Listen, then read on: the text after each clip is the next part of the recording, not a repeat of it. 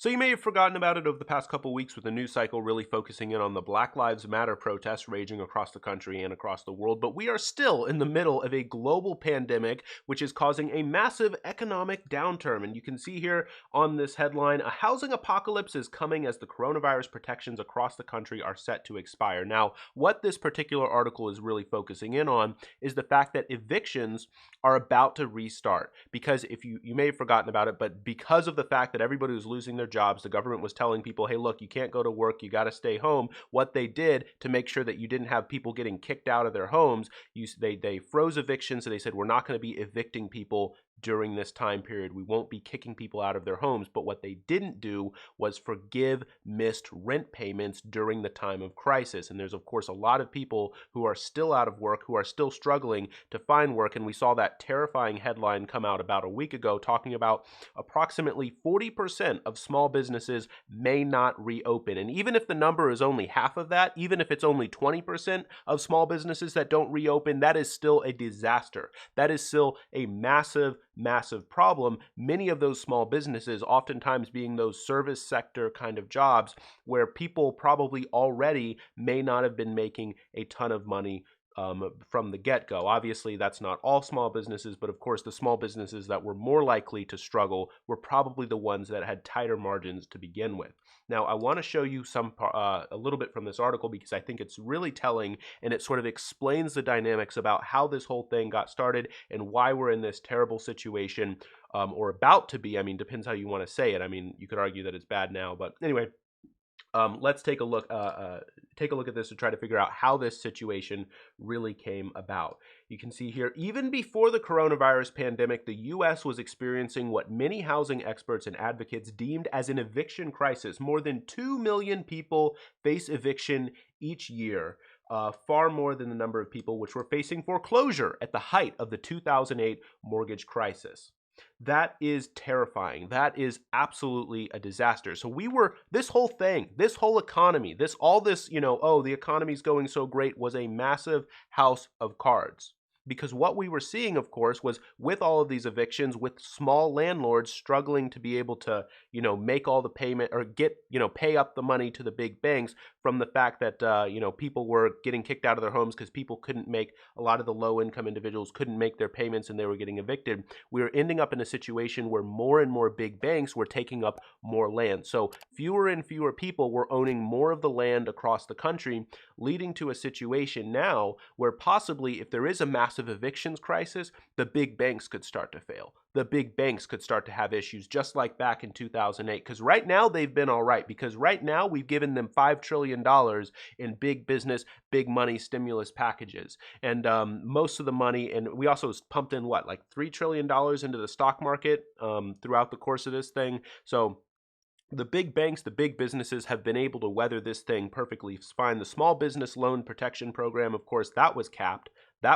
So now we're in a situation where small businesses are likely to fail. So we were out here helping out the big businesses, but maybe it's still not going to be enough. As much as we've helped out the rich so far, it still might not be enough, because if you don't end up helping the average to everyday people, it's just a house of cards. And then one little thing, one little invisible virus that you can't even see with your little eye is going to come out and wipe out this whole thing and expose us as expose this whole thing as a massive clown show here. So you can see, I want to show you a little bit more about this from this article because I think it's all like super just really important and really relevant. I recommend you go check out the article for yourself even. Experts expect the evictions crisis to get worse in coming months. The COVID economic recession has hit renters especially hard. They make up disproportionately from service sector jobs, an industry which has been decimated as a result of coronavirus shutdowns, which is really important here, which is that for the most part, it was the sort of service sector jobs, the restaurants, the sort of Best Buys and even the big box stores that, you couldn't go inside, right? Like it was the service sector jobs, which the government was saying, look, you can't operate, you can't do anything.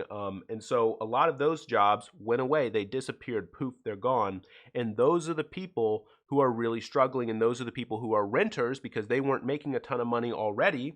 They already probably were struggling to pay their bills, and now you take away their money, you pull the rug out from under them, and they can't make ends meets. And of course, what did we do? We gave out a measly $1,200 stimulus check one time, mind you, one-time check. And then, and by the way, I saw a report. Apparently, nearly 35 million people who are eligible still haven't gotten their check. 35 million people in this country still haven't seen their check yet. Millions and millions of people still haven't seen their check yet, and it was a one-time $1,200 payment. That's not going to be enough. That'll pay your rent one, maybe two times, depending where you live if you're lucky. I mean, it's completely ridiculous, the situation that we're in right now. It's a complete house of cards. The rug just got pulled out from under us. And you can see here, and this is where it gets completely wild. This is where it gets wild, and where, I was reading through it, and I was starting to get mad reading this stuff here. In fact, between March 25th and April 10th of this year, nearly half of renters aged 18 to 64 reported that they were having trouble paying their rent, their utilities, or were food insecure, or couldn't afford the needed medical care that they needed. Which the medical care just goes to another point, which is that why is it that during a pandemic, when we need people as healthy as possible, was it that people were struggling to afford medical care? Why were people losing their jobs? And as a result of losing their jobs, they didn't have health care.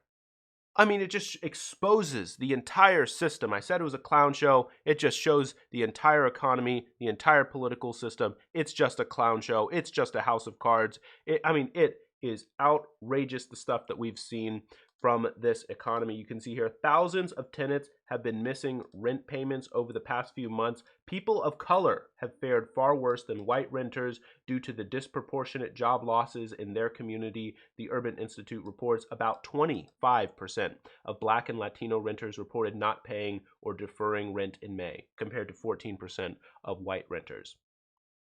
25% of Black and Latino people who were renting deferred their rent. They couldn't make their rent. Man, and what do you got right now going out from the Democrats? Because, you can criticize the Republicans all day long, but what do we got coming out from the Democrats? We saw Nancy Pelosi, Chuck Schumer, we saw them kneeling in honor of George Floyd. And look, I respect that. But what you got to do is you got to come out with real substantive policies that's going to change the situation down on the ground. And if you don't think that the issues resulting from police violence and police excessive uses of force, if you don't think those issues are in some way connected to economic issues, man, I got news for you. Because guess what? Well-resourced communities do not need strict policing. Go to just about any suburb, wealthy suburbs. Police officers don't need to be patrolling the areas constantly all the time. Why? Because people have their needs met, right? Crime comes from people not having their needs met.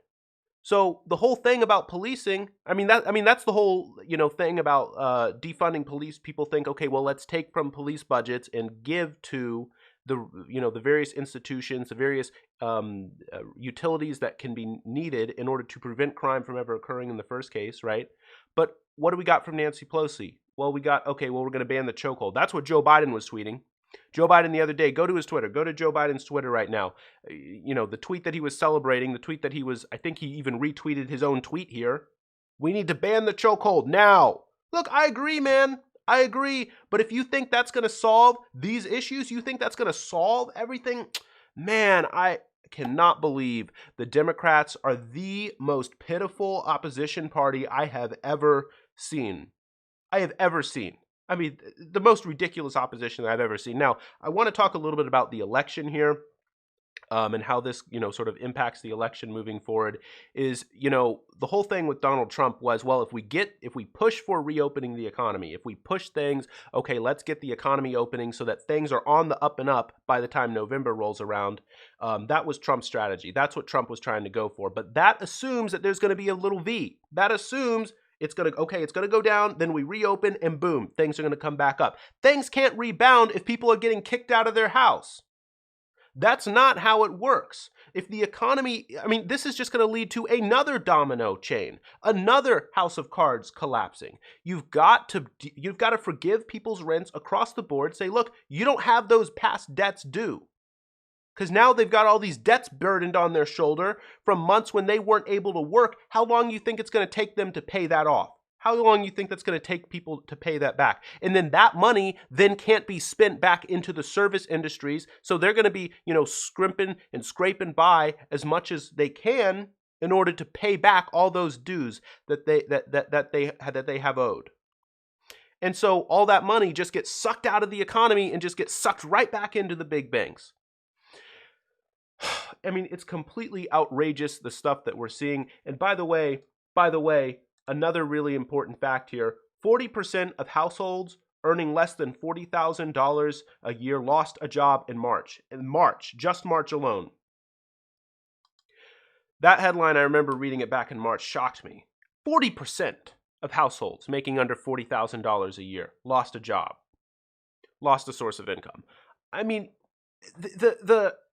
and then to see out of Washington, the narrow-mindedness, okay, well, we're just going to do this tiny little tweak around the edges. We're not really going to change things.